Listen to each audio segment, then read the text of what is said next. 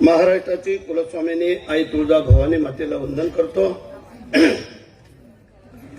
राजमाता आणि राष्ट्रमाता म्हणून ज्यांना गौरवलं गेले त्या जिजाऊ माँसाहेब यांच्या पवित्र स्मृतीला वंदन करतोय। रायगडावर खडे बसरले शिवरायांच्या पायी, रायगडावर खडे बसरले शिवरायांच्या पायी, हिरे माणिक मोती हीच खरी दौलत दुसरी आम्हा नाही। त्या भूमंडळाच्या ठाई आणि धर्मरक्षणापायी स्वामी समर्थांचा भगवा ध्वज ज्याने आपल्या खांद्यावरती घेतला, उराशी स्वप्न बाळगलं ते हिंदवी स्वराज्य व्हावं, ते हिंदवी स्वराज्य संस्थापक महाराष्ट्राच्या आराध्य दैवत, जोपर्यंत या पृथ्वी तळावरती चंद्र आणि सूर्य आहे तोपर्यंत ज्यांचं नाव घेतलं जाऊ शकत नाही। 32 मनाच्या सोन्याच्या सिंहासनावरती अरूढ होणारा जगातला एकमेव राजा, राजाधिराज राजे शिवछत्रपती महाराज यांना आपल्या सगळ्यांच्या वतीने त्रिवार मानाचा मुजरा करतो।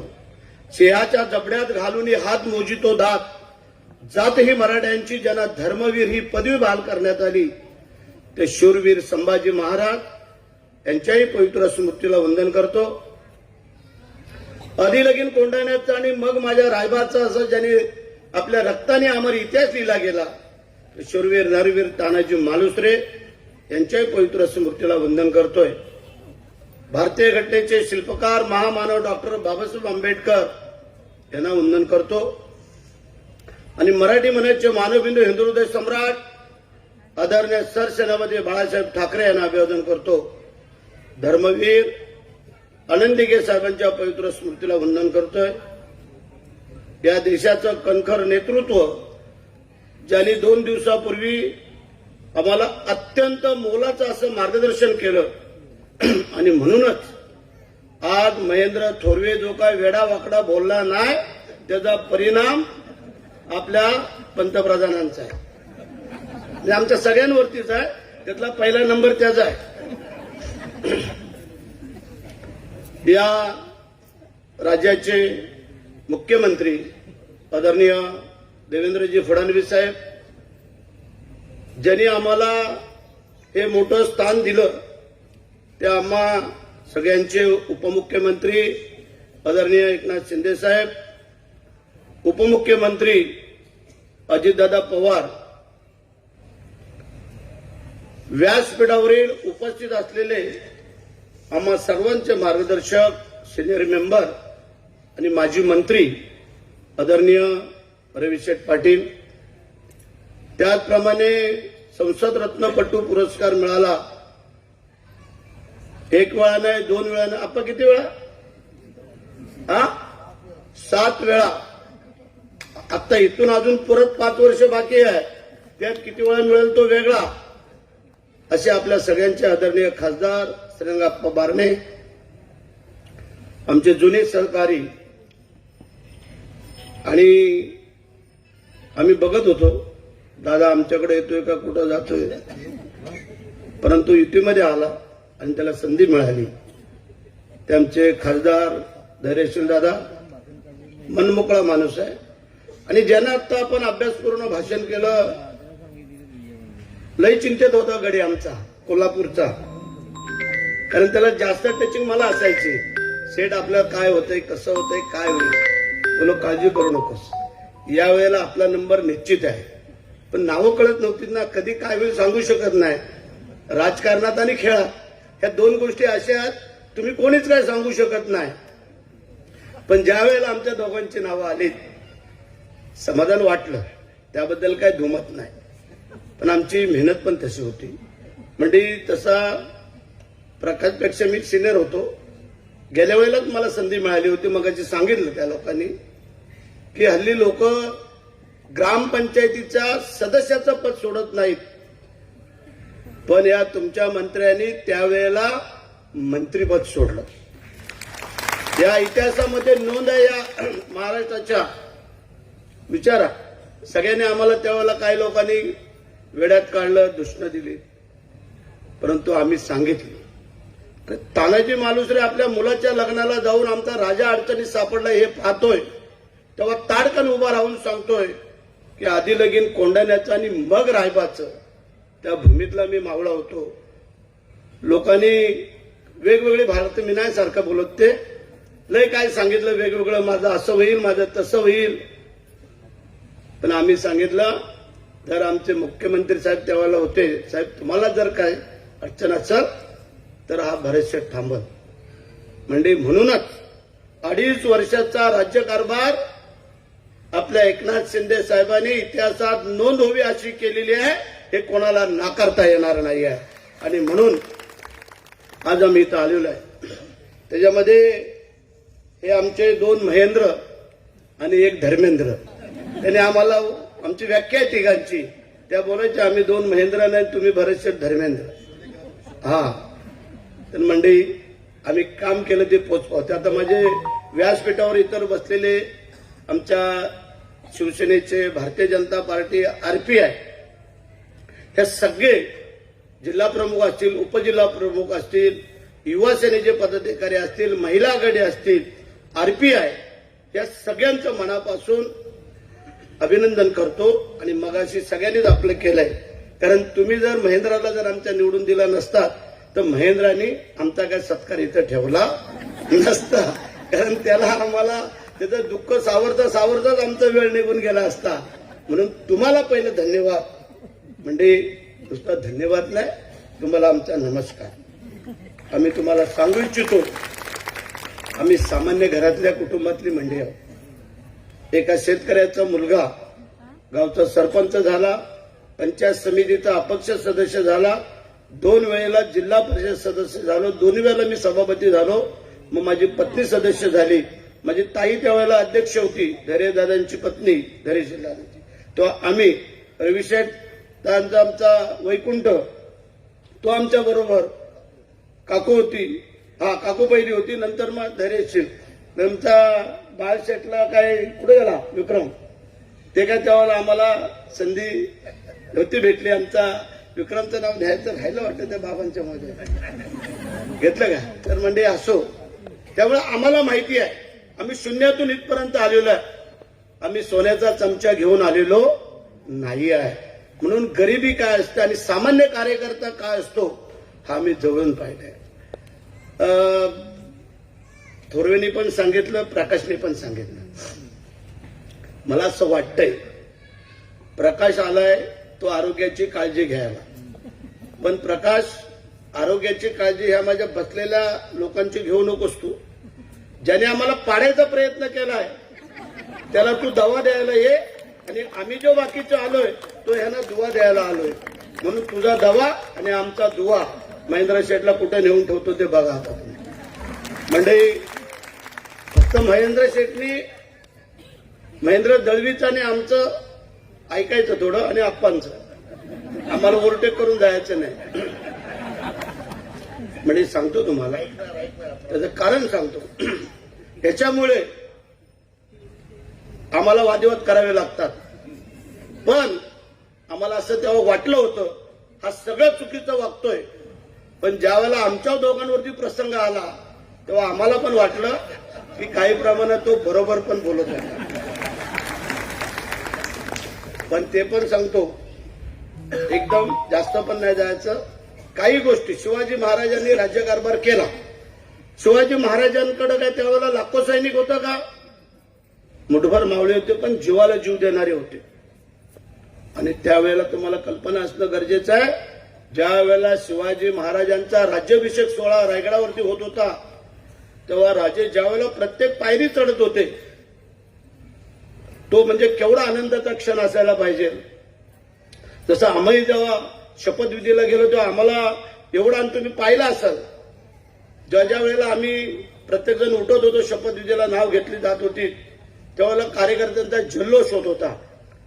मग त्यावेळेला काय असेल की आमचा एक राजा छत्रपती होत आहे, परंतु पहिल्या पायरीवरती पाय टाकला त्यावेळेला राजांना आठवण आली ती तानाजी मालुसरेंची. दुसऱ्या पायरीवर पाय टाकला त्यावेळेला आठवण आली ती बाजूप्रभू देशपांडेंची. तिसऱ्या वेळेला पाय टाकला त्यावेळेला आठवण आली मुरारबाजींची. चौथ्या पायरीवरती पाय टाकला त्यावेळेला आठवण आली जीवा मालेची होता जीवा म्हणून वाचला शिवा. तर अशा प्रत्येक पायरी गणिक जर हे मावळे जर मला जीवाला जीव देणारे नसते तर आज मी छत्रपती झालो नसतो. म्हणून तुम्ही जर आम्हाला मतदान केलं नसतं तर महेंद्र काय आमदार झाला नसता आणि भरत शेठ आणि प्रकाश आंबेडकर काही मंत्री झाले नसते. आणि म्हणून तुम्हाला आम्ही विसरू शकत नाहीये. प्रकाशने मग सांगितलं वस्तुस्थिती आहे. घरचे लोक पण आम्हाला बडबडतात हे सगळे की तुम्हीच तेवढा ठेका घेतलाय का. बाळासाहेब भवनला काल 11:30 वाजेपर्यंत मी लोकांना घालवत होतो. माझ्या कॅबिनमध्ये 10:30 वाजेपर्यंत 10:30 वाजेपर्यंत मी तिथे होतो. आपले शिंदे साहेब वरच्या दालनामध्ये त्यांच्या जवळजवळ 9 वाजेपर्यंत होते. सगळं मंत्रालय बंद झालं. म्हणजे काय छोटी मोठी कामं असतात. जर आमच्यासारखे पदाधिकारी जर नाही भेटले तर तो नागपूर कुठं, भंडारा कुठं, गोंदिया कुठं. आणि मग ज्यावेळेला मी आमदार होतो ज्यावेळेला मी मंत्रालयात चालत असायचो त्यावेळेला कमीत कमी 5-50 लोक आमच्या पाठीमागं पायरीवर चढत असायचे. तेव्हा विचारायचे बाकीचे लोक कोण चाललंय एवढे लोक. तेव्हा सांगायचे रायगडचा मावळा आहे आमदार भरत शेठ गोगावले. आणि आम्हाला खात्री होती जोपर्यंत आमची नियत आणि नीतिमत्ता आहे तोपर्यंत आम्हाला कोणी हरवू शकत नाहीये. आम्हाला बरेचशा लोकांनी प्रयत्न केला पण त्यांचा सत्यानाश झाल्याशिवाय राहणार नाही हा माझा आज तुम्हाला शब्द आहे. आम्ही काय केलं होतं जर आमचे रवी पाटील दळवी साहेब आम्ही जर नसतो तर आज तुमची काय अवस्था झाली असती लक्षात ठेवा. आमच्या तिघांचा लीड पकडा आणि मग सांगा तुम्ही. थोडी तरी जाणीव मानायची नाही जाणायची. आमचा महेंद्र शेठ दळवी रोज जसा एखाद्या आई वडिलांची आम्ही आठवण नाही करत तसा बिचारा आठवण करायचा. जेव्हा त्याच्यावर प्रसंग आला आता शिवीशिवाय पाणी पित नाही. ती माऊली माझी बोलली होती परवा शेठ फक्त तुम्ही सांगा आम्ही काय करू ती बघा. बोला आता नको एकाला आम्ही शांत करत आणलंय तू आणि काय करशील आणि परत आम्हाला अडचण आहे. पण एक सांगतो तुम्हाला त्याचं प्रायश्चित जर नाही भेटलं तर विचारा या आज संकष्टीचा दिवस आहे. सिद्धिविनायकाचं दर्शन घेऊन मी आलोय आणि आम्ही जे बोलतो तेच होतं लक्षात ठेवा. खरं आम्ही निर्व्यसनी मंडी आहोत. आम्ही कोणाचंही नुकसान केलं नाही करणार नाही. आपोआप होईल सगळं. म्हणजे असो कोणतरी बोलणं पण जरा गरजेचं होतं. वातावरण तापल कसं थंडीमध्ये बाकी काय नाही. नाव नाही घेतलं लक्षात ठेवा. समजणे वाले को म्हणजे असो. आज महेंद्रने जो काय सत्कार केला आता मगाशी प्रकाश बोलला आमचा की आम्ही हा पहिला त्याचा सत्कार आहे तसा माझा पण पहिला सत्कार आहे. आम्ही मध्ये एक कार्यक्रम आयोजित केला होता माझ्या मतदारसंघाने परंतु मनमोहन सिंग वारले आपले माजी पंतप्रधान आणि त्यावेळेस दुखवट्याचा आम्ही सगळी तयारी केली. जवळजवळ 10,000 लोकांची व्यवस्था केली. गाड्या घोडे जेवण बिवणं सगळे. कारण उद्या कार्यक्रम 2 दिवस तयारी केली. स्टेज बांधला खुर्च्या मांडल्या आणि निरोप आला. आता करायचं काय तर मी मंत्री बोललो ठीक आहे. बोलो कार्यक्रम कॅन्सल करा. काही लाख फुकट गेलेत कारण स्टेजवाल्याने त्याचे काम केलं होतं त्याला तर पैसे देणं होतं. बाकी गाडी घोडावाल्यानं दिले ते आहे. आता किती येतात परत म्हणजे जेव्हा कार्यक्रम करू त्यावेळेला तेव्हा बघू. पण म्हणजे असो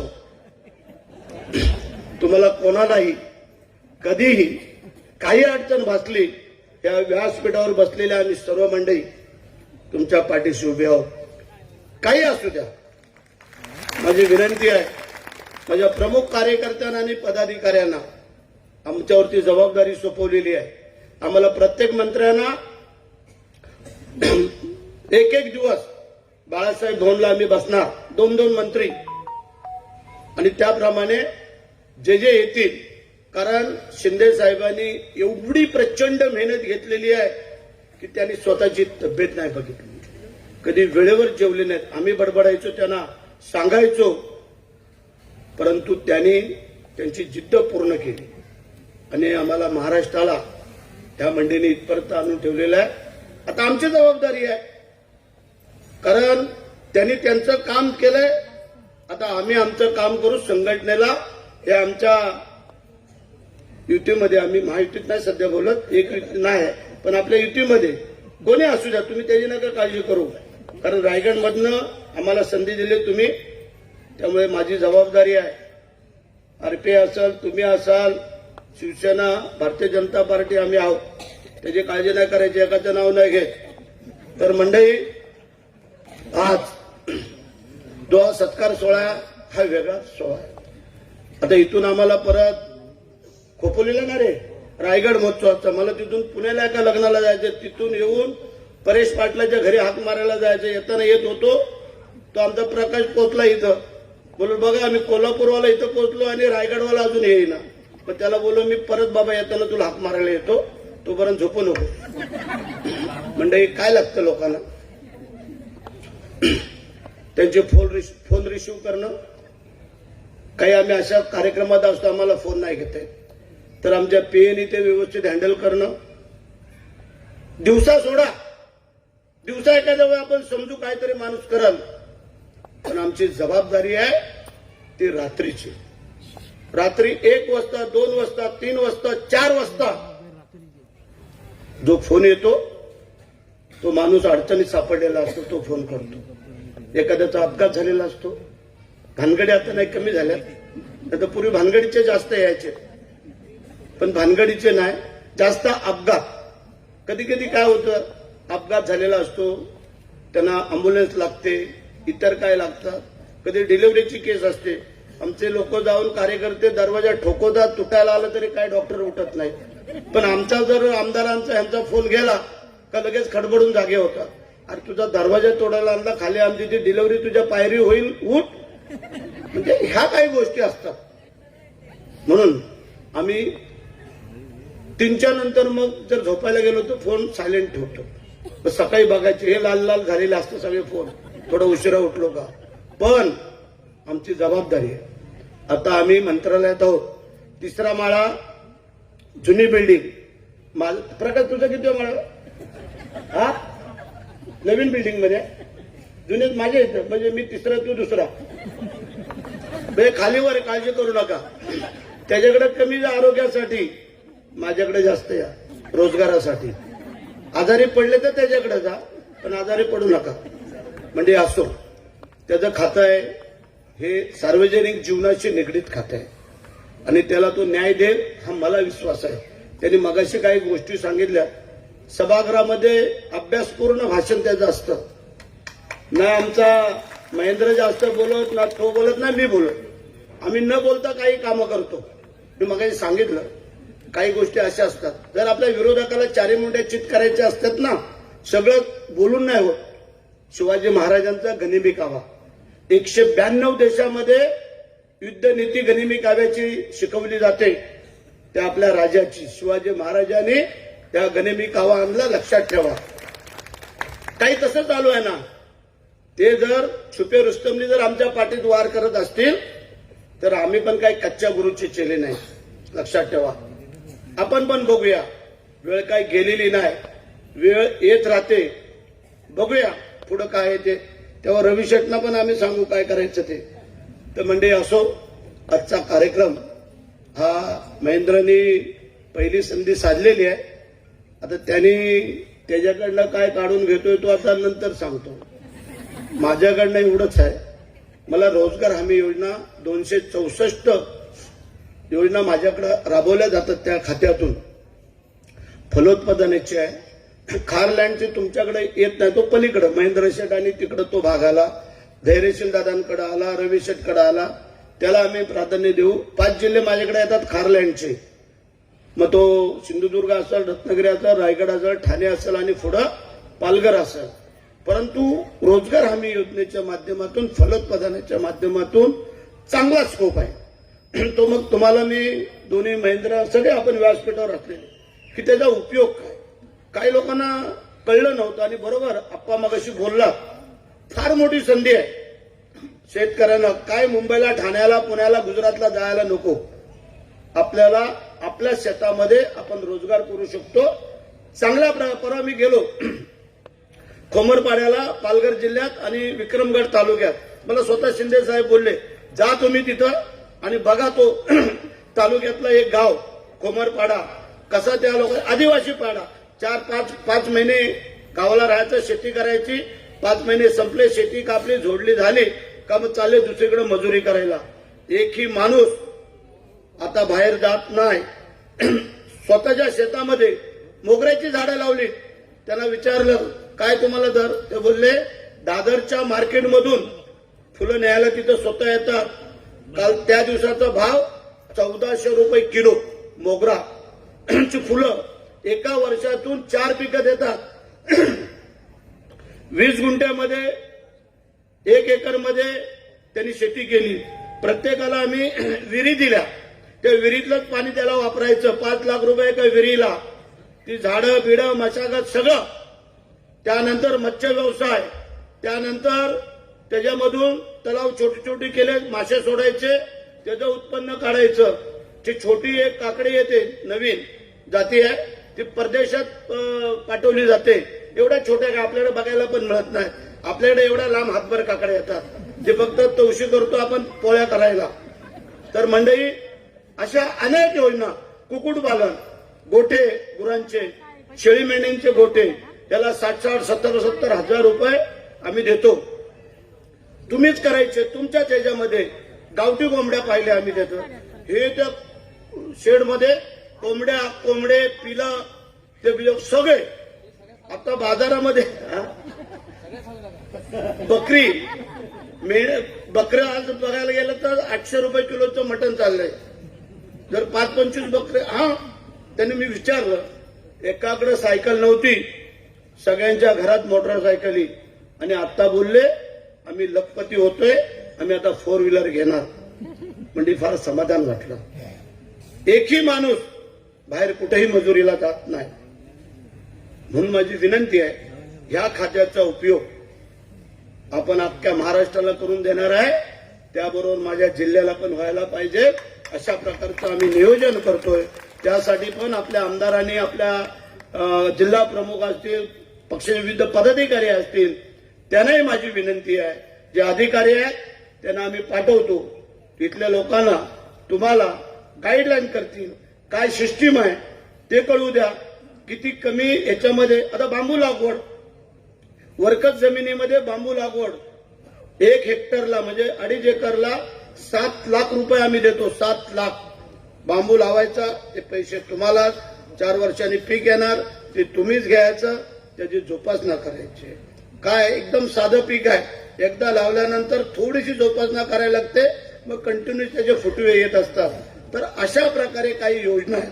आता तुम्ही बिचाऱ्याने जागाच नाही ठेवलं, सगळे फार्म हाऊस केले, त्यामुळे तुम्हाला जास्त पैसे येतात. कदाचित तुम्ही तो नाही लाभ घेणार. पण इतर काही ग्रामीण भागात, डोंगर भाग आहे, त्यांना तो लाभ ट्रायबल एरियामध्ये देऊ. आमच्या महिंद्राच्या इथे जास्त त्या लोकांना स्कोप आहे, मजुरी पण देऊ तुम्हाला. तर म्हणजे असो, वेळ झालेला आहे, आम्हाला पुढे जायचंय. जेवण आहे का रे ना? पण आज संकष्टी आहे, दुसरं काय नाही ना, तिकड बिकट. कारण गणपतीचा आम्ही भक्त असल्यामुळे बोलतोय. त्याला पण आम्ही सांगतो कधी कधी खायचं, कधी नाही खायचं ते. तर म्हणजे असो, तुम्हाला पुन्हा एकदा आमच्या या सगळ्या खासदार असतील, आमदार असतील, आम्ही मंत्री असो आणि इतर सगळ्यांच्या वतीने तुमचं पुन्हा एकदा अभिनंदन करतो. आणि महेंद्र, तुम्हाला जे जे काही सहकार्य लागल ते आम्ही सगळे मंडळी तुमच्या पाठीशी राहू. तुमच्या मतदारसंघासाठी जय हिंद, जय महाराष्ट्र, वंदे मातरम.